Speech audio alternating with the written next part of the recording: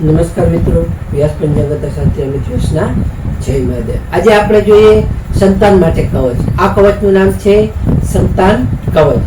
આ કવચ બનાવવા માટે 3 રુદ્રાક્ષની જરૂર પડે છે. કે આ કવચ માટે પ્રથમ 8 મુખી રુદ્રાક્ષ, 12 મુખી રુદ્રાક્ષ અને 1 મુખી રુદ્રાક્ષ, આવી રીતના 3 રુદ્રાક્ષને જોડીને બનાવવામાં આવે છે. જેમાં 1 મુખી રુદ્રાક્ષ ઈચ્છા શક્તિ અને યોગ્ય સંતાનની પ્રાપ્તિ કરાવે છે.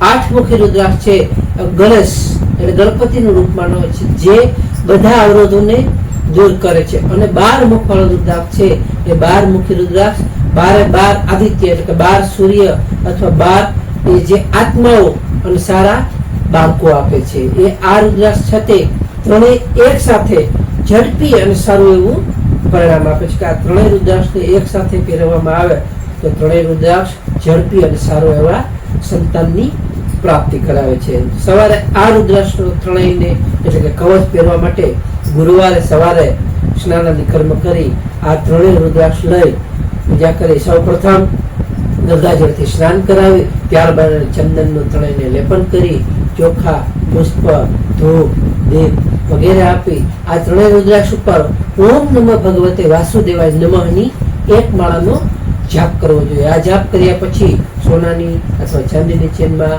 અથવા કાળી દોરીમાં ધારણ કરવો જોઈએ, જેથી સંતાન સુખ અવશ્ય અને ચોક્કસ ભોળાનાથની દયાથી સારા એવા સંતાનોની પ્રાપ્તિ થાય છે. તો નમસ્કાર મિત્રો, આ વિડીયો લાઈક કરો, શેર કરો અને સબસ્ક્રાઈબ કરો.